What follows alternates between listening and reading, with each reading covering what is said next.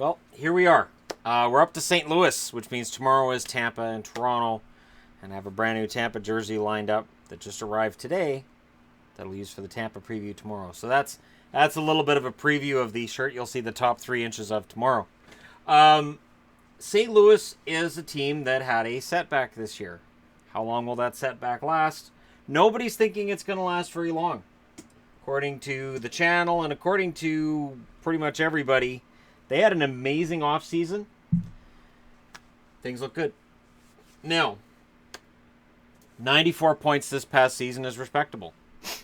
They barely miss out. Game 82 against Colorado, and they were done. 99 points in 2016-17, 107 the year before, 109 the year before that, and 111 the year before that. And this was the first time they've missed the playoffs in a while. They've made the playoffs 41 out of 51 years. So they've been relatively successful. That's 4 out of 5. Right about where they've been the last 5 years. But it's Mike Yeo's second full season, and you have to wonder if Mike Yeo is going to last if this team gets off to a slow start. I do wonder that. Doug Armstrong is GM. He's done an excellent job this year, giving Mike Yeo a roster that should move its way up the standings. How far up they go is really up to them. They could finish second in the division, and I'm saying that based on what they've done this season. They could also miss the playoffs again because it's the Central, and these things happen. The odds of them missing the playoffs are slim, but they're still there. Tarasenko and O'Reilly are tied for number 1 in the cap hit part of things. Pietrangelo is number 2. Steen is 3rd. Parayko's 4th. And Bouwmeester, who's UFA at the end of the year, is number 5. And either Bouwmeester will return to St. Louis on a reduced salary next year, or he'll be gone and St. Louis will be making room for somebody else. And I'm not sure which way they're going to go with it. Bouwmeester's an interesting guy in that when he's healthy and he's on it, I think he's still a solid top 4 defenseman. But it's a matter of him being healthy and staying healthy that can be the issue. The plus player for me, adding Ryan O'Reilly to this roster is huge. They won that trade with Buffalo going away, and the Buffalo preview being what the Buffalo preview was. I know Buffalo fans are all excited about this coming season, and they should be. But losing O'Reilly is potentially huge too. So while let me just go ahead and put that down. That's the one I grabbed this off of. While adding Skinners can be great for Buffalo, losing O'Reilly is huge. It is. And I think that O'Reilly is exactly what St. Louis needed. The MVP, though, for me is still Schwartz.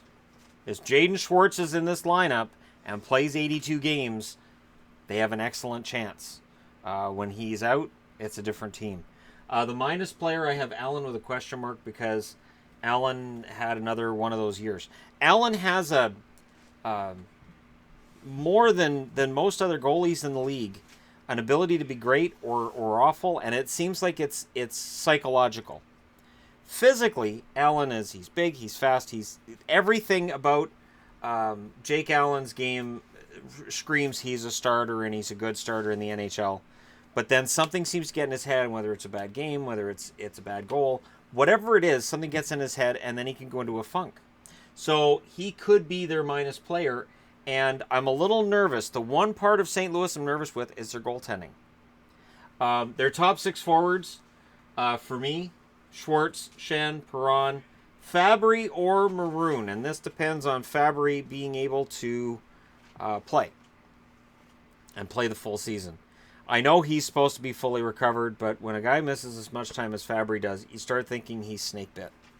O'Reilly and Tarasenko. Now, if Ryan O'Reilly and Vlad Tarasenko have really good chemistry on that line, if that's where it ends up, if Tarasenko doesn't end up with Shen and Schwartz, and that likely doesn't happen, if this is where we end up and these guys have chemistry, look for Tarasenko to get 40. Tarasenko did not have a great season by his standards, and I think he's going to bounce back, and I think he's going to bounce back in a big way. And I'm not saying that because I'm wearing a Tarasenko jersey either. There's nothing to do with it. It is a new hat, too.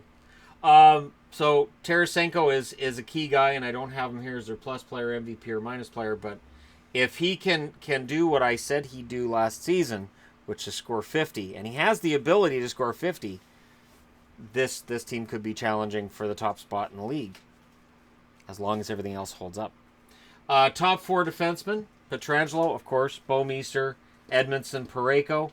But there's the depth beyond that, and we'll get into that when we look at their entire roster, thanks to a friend of mine from a meetup.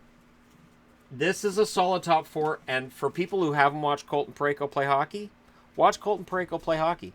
Colton Parayko is a very fun player to watch, and he's excellent at both ends of the ice, and he's a really solid worker, and I don't think he gets as much credit for what he does for St. Louis as he probably should. I mean, he gets the credit here. He's got the money, but I'm just saying, I don't hear people talk a lot about him when they talk about some of the better defensemen. And it might be he gets overshadowed by other guys, but not by Edmondson, clearly, but by Pietrangelo and maybe Bouwmeester just in name recognition. Allen and Chad Johnson. So Johnson is not coming off of his best season. Johnson's coming off of what I think he would agree, and almost anybody would agree, was a poor season by his standards. Now, where this makes me nervous is if Allen falters or Allen gets hurt, I don't know that Johnson can carry the ball, which leaves them bringing in probably Ville Husso. And is Husso an NHL-level goaltender? We may unfortunately have to find out sooner than we'd like. Additions? Oh, there's been some additions to this team. Perron, Maroon, O'Reilly, Bozak, Johnson, and Jordan Nolan. So it is a team that has really expanded itself in the offseason. Bozak and Maroon, if they end up on the third line, I'm telling you, you're not going to want to play against them. This is going to be a nasty team, and a lot of it's going to come down to the goaltending. Now, the last 5 years in the playoffs, of course, they missed last year. They were out in the second round in 2017, out in the third round in 2016, and I really wanted them to win a Stanley Cup in 2016. Of the 4 teams that remained in 2016, they were the one I was pulling for, because since 1967, it hasn't happened, and it would be nice to see it happen. 2015, 2014, they were out in the first round both years. Potential rookies: Jordan Khayru, Robert Thomas, and Sammy Blais I put up here, and whether or not he's going to get in there or not is up for debate, but we'll see. St. Louis is in an interesting position because Thomas is projected to be top 6. Khayru is a guy that everybody was putting into every St. Louis Blues trade rumor last year going into the deadline. And I think Doug Armstrong made it clear that Jordan Khayru was a non-starter. I think he heard that name and he hung up the phone. In the process of getting ready for this one, my friend Dalen, who you guys, if you've watched the meetups, he's the one that wears the St. Louis jerseys in our meetups. So he came up with this. Because I said, can you just give me the lines? And we've gone back and forth on it. Actually, he sent me his original idea of the lines, and then I talked to him about it in person, and he's like, yeah, no, you're right. There's a lot of things to like with this lineup, though, so I'm fine with his lines. Because, sure. Schwartz, Shannon, Perron, Fabry, asterisk, because of health, of course. O'Reilly and Tarasenko, as stated. Those two, if they get some chemistry. Which means Maroon, Bozak, and Steen are on the third line, which is just filthy. Thorburn, Barbashev, or Thomas, Khayru, or Yaskin. Now, where it's going to get interesting is, if there's an injury in the top 9, Thomas should probably take that. If there's an injury in the top 9 on the wing, Yaskin or Khayru. I would take Khayru over Yaskin. This is a team that when they roll 4 lines is going to be pretty darn deadly. 3 scoring lines. So if Maroon can have a bounce-back year, and if Bozak can just be Tyler Bozak, and Bozak is a guy that we haven't heard a lot of talk about for St. Louis, but I think he could be huge. Look at the depth down the middle. Now, I think Braden Shen had a career year last year. I think he comes back to reality. But O'Reilly is a solid 60, 65-point center. Bozak can score you 40, 45 points. Barbashev, we'll see. I think there's still some offensive upside there, and of course Thomas down the middle as well. It's an intimidating center spot. Extra players, Khayru, depending on whether he makes it or not. Same with Thomas. Nolan, Yaskin, same thing. I could have thrown Barbashev in here, but I can't see Barbashev getting pushed out of the lineup. Sundqvist, Schmaltz, Gunnarsson, Reinke, and of course Husso. because Allen Johnson. On the blue line, Edmondson, Pietrangelo, Bouwmeester, Parayko, Dunn, and Bortuzzo. Bortuzzo's another one that I don't think gets as much credit as he probably should. Bortuzzo's a guy that all I remembered with Bortuzzo was when he played his first game in the NHL. I remember seeing his name and going, what, so he's like a Bertuzzi, but not quite? Like, and I thought that was weird, that it was so close to Bertuzzi, but it wasn't quite Bertuzzi. It's just, I don't know. It's one of those things that stuck out to me. So I've kind of followed him since then. And he's actually pretty darn good. So there's the lines according to Dalen. Thank you very much. And I told you I'd use them. I told you. I don't do that for every team because I have the how good is it, how bad is it series. And also, when I do that, I find that then we just get into the comment section, and it's just a debate over who's going to do what and who's going to be on what line. And it takes away from, this is just an idea of, okay, here's where they've come from to get here. Here's who they have as their power players, their best players. And then here's how we think they'll end up. And that's really the key with a preview. 7.9% of the channel said they'd finish first. 18.4% said second. There's a sweet spot, and it's third. 45.2% said third. 13.9% said fourth. 6.7% said fifth. 4.6% said sixth. 2.7% said seventh.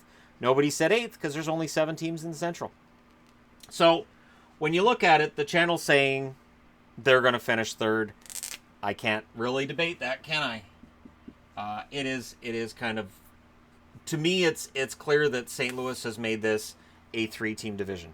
You got Winnipeg, you got Nashville, and you've got St. Louis. And the fact that St. Louis is in that conversation shows just how excellent of a postseason, or how excellent an offseason they've had after missing the postseason. The funny thing is, I remember teams in Arizona, Florida, Buffalo, teams that have added a bunch of names, and then you throw it all on the ice, and it doesn't work. It happened in Tampa not that long ago too, where you add a bunch of players, and then there's this time where they're trying to feel each other out, and they're trying to get chemistry, and that can cause problems, and then sometimes there's problems in the locker room and whatever. So on paper, this is a playoff team. On paper, this is much better than the team that finished the season with 94 points. This should be a team that finishes with more than 100 points this year and should be challenging for second or first in the division.